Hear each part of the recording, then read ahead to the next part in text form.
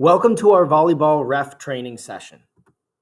Who we are. Our mission at Volo is to create the opportunity for a fulfilled life through genuine community and access to activity.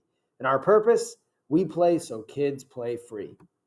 Our agenda for this session is to look at rosters and scoring, gameplay, and wrap up with some miscellaneous items and best practices.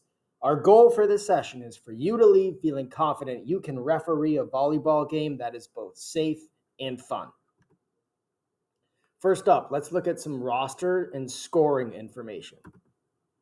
There's different game types: 6v6 co-ed, 4v4 co-ed, and 2v2 open. There's a bunch of bullet points here, so I'd encourage you to pause the video or come back and look at this slide later. But basically, for 6v6, you have 6 players max on the court at one time. For 4v4, the max is 4. And you guessed it, for 2v2, the max is 2 players on the court at one time. When it's 6v6 co-ed, the roster minimum is 9 players, and you need at least 3 men and 3 women, and you have to have at least 2 men and 2 women on the court at all times. For 4v4, the roster minimum is 7. You need at least 2 men and 2 women, and on the court at all times, you need at least 1 man and 1 woman. In the 2v2 open, there's no gender requirement or roster limits. You do need 2 players on the court at one time and a roster minimum of 4 players, though, for that 2v2 open. Now back to the co-ed. For 6v6, if you do not have enough men or women to meet that minimum requirement, your team plays down players with 4 men or women for the 6v6 co-ed. The exception being teams with less than 4 players can still play an official game if the other team consents. Likewise, for the 4v4 co-ed, if you don't have enough men or women, your team plays down players with 3 men or women, and the exception, however, is teams with less than 3 players can still play an official game with consent from the other team. For scoring, points are rally scored. Teams play 5 sets, with the first 4 sets to 15 and the 5th set going to 11. It's straight up, so there's no win by 2 stipulation or anything like that. On non-scoring plays, a replay can be declared by the referee for any of the following: an official's whistle interrupts play by mistake, a foreign object enters the playing area, or any instance where player safety or injury is a concern. For gameplay, starting up, the referee will initiate a rock, paper, scissors or a coin toss between the teams. The winner chooses to either serve first or select the side they want to start from. Teams will then alternate sides after each game. On serves, a legal serve crosses the net and is either touched by the opposing player or lands within the opposing team's court area within the boundary lines. That's a legal serve. A serve can contact the net as long as it goes over, and a serve may not be blocked or spiked by a defending team. A serve that hits the ceiling or an obstacle outside of the court is ruled out of bounds. The server cannot step over the end line until the ball has been contacted. The service area width goes sideline to sideline, and the service area depth is infinite. Rules on contact. There's no catching or carrying. The teams cannot play the ball more than 3 times before the ball crosses the net line and into the opponent's playing area. And a defensive block does not count as one of those allowable contacts. A player cannot play the ball twice in succession, a double hit, unless the ball can touch various parts of their body, provided that contact is simultaneous. Also, at the first hit of a team or during a block, the ball can contact various parts of the body consecutively, provided that the contact occurs during one action.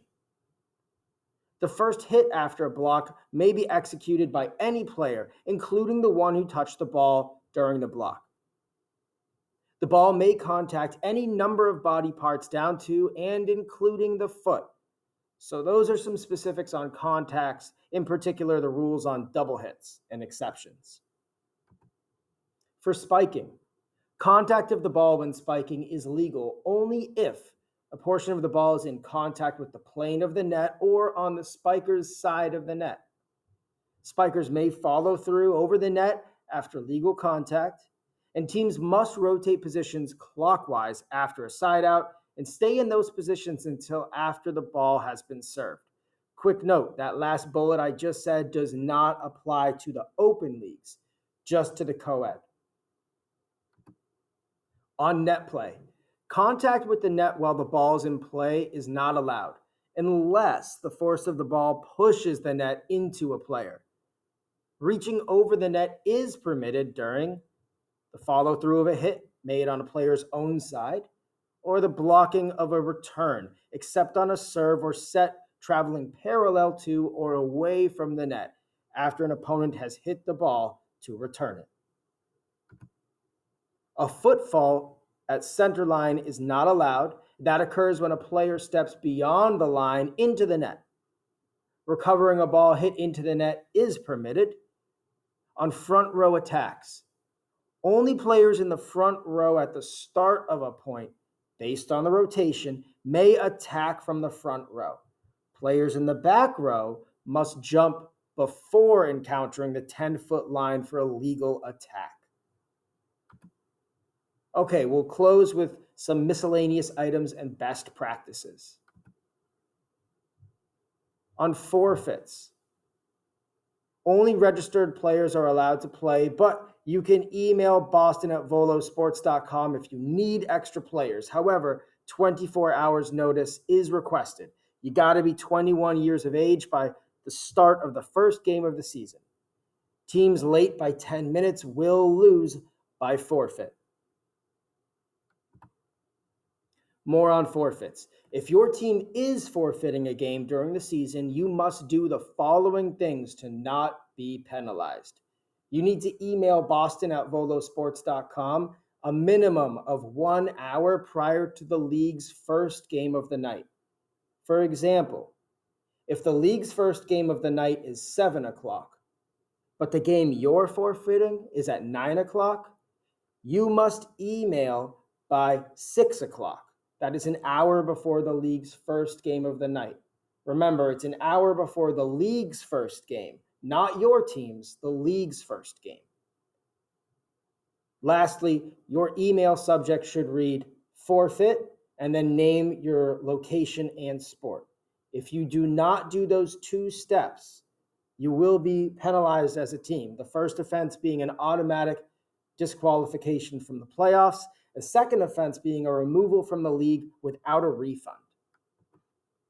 On tiebreakers, these procedures will be used in order to break standing ties, starting with fewest forfeits, then going to head-to-head results, total sets won, strength of schedule, strength of hardest win, and the team that completed its roster first.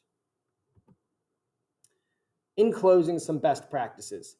Make sure teams are ready to play by asking them before you start. Be ready to explain your calls to teams. If you don't have a good angle on a play to see what happened, be honest about it. Ask players what they saw, and you can redo a point if you really need.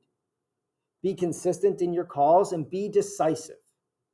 And if players are arguing calls or you need to manage conflict, remember to stay calm, acknowledge players' perspectives, do not get into a lengthy debate, and don't take it personally. Refs will make mistakes. It's bound to happen, so make peace with that. Thanks so much for coming. If you have any questions, please reach out to your volleyball coordinator.